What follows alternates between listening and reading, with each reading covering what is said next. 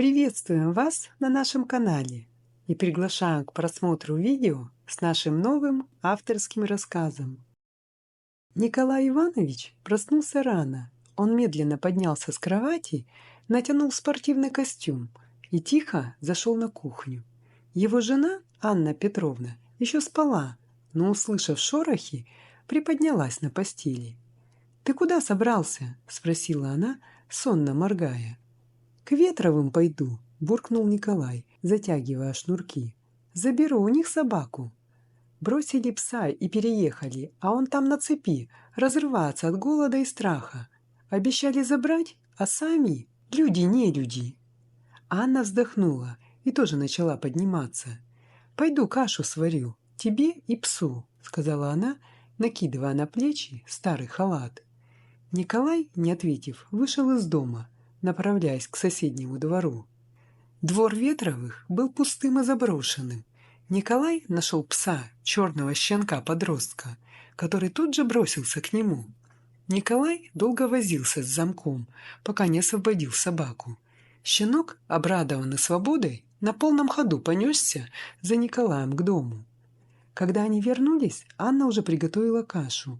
Она поставила на пол миску с едой и ласково позвала пса. «Ну, иди сюда, малый, вот тебе кашка на мясном бульоне». Щенок сначала недоверчиво посмотрел на женщину, но голод победил страх. Он осторожно подошел к миске и начал есть. Николай, наблюдая за этой сценой, чувствовал странную смесь радости и горечи. Анна гладко улыбнулась, смотря, как щенок улегся на коврик и заснул. «Вот видишь, Николай, — сказала она, — хоть кого-то сегодня спасли». Вскоре зашел Сергей, старый друг Николая. Они сели за кухонный стол, и завтрак продолжился. «Сын звонил вчера, — начал Сергей, ломая хлеб. Спрашивал, как у нас дела. Я ему сказал, что плохо, деревня умирает. А он мне: бросай все, давай в город, я тебе квартиру сниму». Анна и Николай переглянулись. «А что, Николай, может, и правда поедем?» – осторожно предложил Сергей. «Какой смысл здесь сидеть, когда все разваливается?» Николай нахмурился и затянулся самокруткой. «На земле жить хочу», – сказал он твердо. «Здесь наши корни, наше прошлое. Детей у нас нет, все в землю полегли. А мы чего? Нам тут все родное. В городе на других смотреть. Мы всю жизнь пахали, а толку нет. Пенсии нищенские. Если потянем квартиру, то с голоду опухнем. Нет, Сергей, мы останемся». Сергей вздохнул, но не стал спорить. Они продолжили завтрак в тишине, думая о будущем. Выйдя на улицу, Николай и Сергей сели на большую резную лавку и закурили. Они смотрели на пустующие дома, ощущая груз времени и безысходности. «Рано или поздно все уйдут», – произнес Николай. «Но пока живем, будем бороться на своей земле». Их разговор оборвал настойчивый лай щенка, который выбежал из дома и встал у ног своих новых хозяев, преданно глядя на них. Жизнь продолжалась, несмотря на все трудности, и у них еще были силы для борьбы. Вечер опустился на деревню, покрывая ее легким, словно дымка, туманом. Николай и Анна решили прогуляться по деревне, чтобы развеяться. Деревня, как и всегда в это время суток, была безмолвной. Пес, еще недавно спасенный из плена, радостно бежал рядом, порой отскакивая к сторонам, принюхиваясь к невидимым угрозам. «Смотри, Анна!» – Николай указал на дом Петровых. «Совсем разваливается. Раньше ведь как жили? Праздники, посиделки, а теперь...» Анна тяжело вздохнула, оглядывая полуразрушенные дома. «Да, Николай, тяжело на это смотреть. Фонари и те через один горят», — сказала она, кивая в сторону тусклых огней, которые едва пробивались сквозь ночной мрак. «Как же мы вдвоем-то будем?» Николай положил руку ей на плечо, притянув ближе. «Справимся, Анна. Не такие мы, чтоб сдаваться. Земля у нас есть, дом есть, хоть и старый, но наш». Они продолжили путь, проходя мимо заброшенных дворов, видя в каждом разрушенном окне призраков прошлого. Пес не отставал ни на шаг, сопровождая их в этой печальной прогулке. Когда они вернулись к своему двору, ночь уже полностью окутала деревню. Вдруг из темноты выскочил молодой мужчина, весь издерганный и явно напуганный. «Христа ради, укройте меня!» — вскрикнул он, падая на колени перед Николаем и Анной. «Душу отдам, только не выдавайте!» Николай и Анна переглянулись. Вид у незнакомца был отчаянный, но в глазах светилась мольба. «Вставай, парень!» — Николай поднял его за плечи. «Быстро за мной! Анна, веди его в теплицу, спрячем там!» Они провели незнакомца через двор к большой теплице, где росли помидоры и огурцы.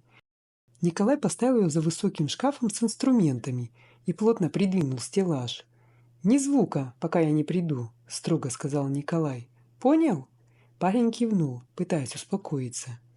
Не успел Николай вернуться к дому, как из темноты показались несколько фигур в черной одежде. Бандиты, не скрывая агрессии, начали стучать во все ворота подряд, пока не дошли до дома Николая. «Эй, дед, выходи!» — крикнул один из них, наглый и грубый. Николай глубоко вздохнул, стараясь успокоиться, и вышел им навстречу. «Чего вам надо?» — спросил он, стараясь казаться наивным стариком. «Парня не видал?» — спросил главарь, держа на изголовку автомат. «Белобрысый такой, молодой». «Да где уж тут видать?» — Николай покачал головой. «Мы с женой только что из леса пришли. Устали. Еды у нас мало, но можем яблок дать да молока». «Не мешай, дед!» — рявкнул другой бандит, отталкивая Николая и направляясь к дому. «Мы сами посмотрим». Бандиты обошли весь дом, заглянули во двор, в сарай. Они перерыли все вверх дном, но до теплицы так и не добрались. 3 дня будем у вашего магазина дежурить», — сказал главарь, снова обращаясь к Николаю.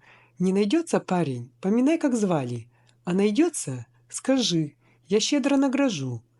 С этими словами бандиты скрылись за воротами, оставив Николая и Анну в гнетущей тишине. Николай стоял, схватившись за голову, чувствуя, как страх окутывает его с ног до головы. Когда они наконец вернулись в дом, Николай тихо пошел к теплице, забрал парня и привел его в дом. Они сели на кухне, выключив свет, чтобы никто не мог заметить их из окна. «Ну, рассказывай», — начал Николай, пристально глядя на незнакомца.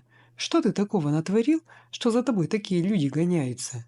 Парень дрожа начал свой рассказ.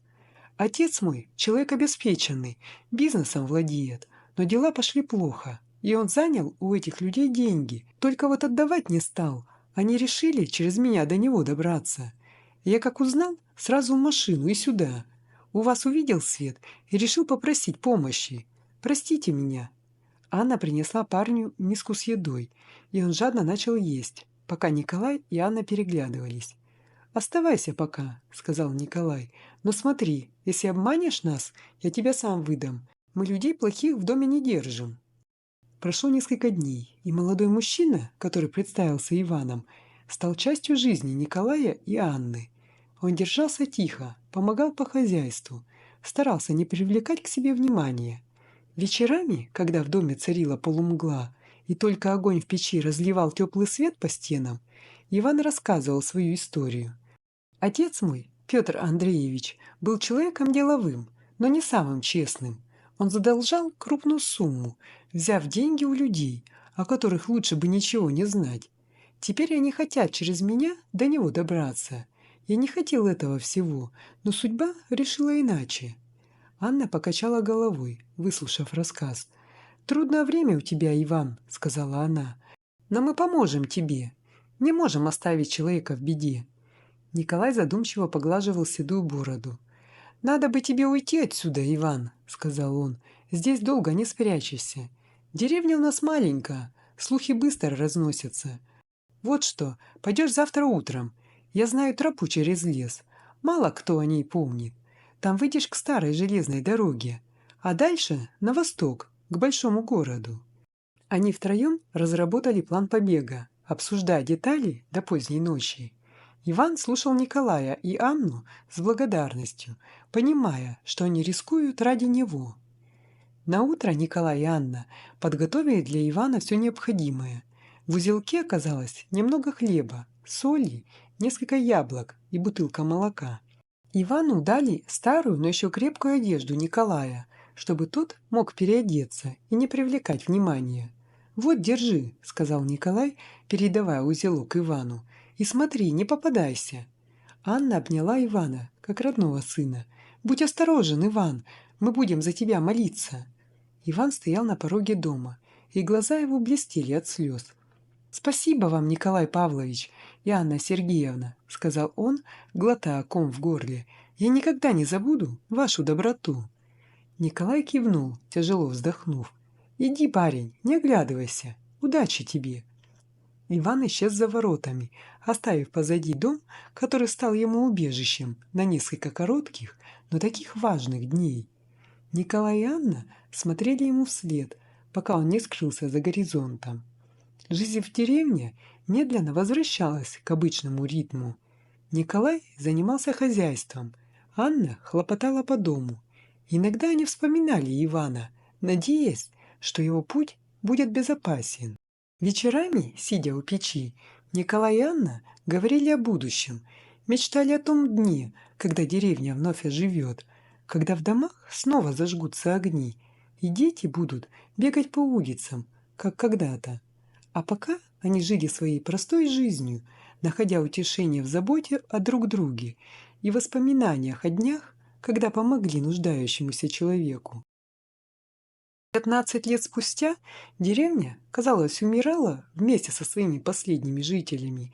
Почти все дома стояли пустыми, с выбитыми окнами и обрушившимися крышами. Лишь несколько стойких душ продолжали свой упрямый быт среди развалин. Николай и Анна, теперь совсем пожилые, шли по запустевшей улице. Их шаги были замедлены годами, а взгляды потускнели от усталости. «Страшно смотреть на нашу деревню, Николай», – тихо произнесла Анна, поддерживая мужа под руку. «Когда-то здесь кипела жизнь, дети бегали, смех разносился». Николай молчал, лишь кивнув в ответ. Ветер шевелил седые волосы, и он знал, что сил уже не так много. Ежедневный труд стал непосильной ношей, но они продолжали бороться, как могли, за каждый новый день. В один из туманно-серых дней, когда утренний свет только пробивался сквозь облака, раздался стук в дверь. Анна, отложив вязание, медленно подошла и, открыв, замерла. На пороге стоял молодой мужчина, в котором она сразу узнала Ивана, хотя теперь он выглядел старше, увереннее. «Анна Сергеевна, Николай Павлович», – начал он с улыбкой, – «я вернулся». Николай подошел к двери, удивленно глядя на гостя. «Иван?» – произнес он, не веря своим глазам. «Да, это я. Прошло много времени, но я не забыл вашу доброту. Теперь я пришел, чтобы отплатить вам за все». Иван рассказал, как после побега ему удалось устроиться и наладить жизнь. Теперь он был успешным человеком, владел небольшим хозяйством в процветающей деревне. Он приехал, чтобы забрать Николая и Анну с собой. «Вы сделали для меня больше, чем могли представить. Теперь моя очередь помочь вам. Поедемте со мной, там вы будете в безопасности и под моим присмотром». Анна и Николай переглянулись. Деревня, ставшая им домом, умирала, а впереди их ждала новая жизнь. «Что скажешь, Николай?» – спросила Анна. Ее глаза светились надеждой. Николай, подумав, кивнул. «Поедем, Анна. Довольно мы здесь мучились. Пора начать новую главу». Они собрали немногочисленные вещи, которые у них остались, и отправились с Иваном. Дорога была длинной, но, увидев новую деревню, они поняли, что приняли правильное решение. Прекрасные дома, ухоженные сады, счастливые люди – все это казалось сном. Иван предоставил им уютный дом и все необходимое для жизни. Николай и Анна медленно, но уверенно осваивались, наслаждаясь теплотой и заботой, которых не знали многие годы. Николай и Анна сидели на крыльце своего нового дома, любуясь закатом.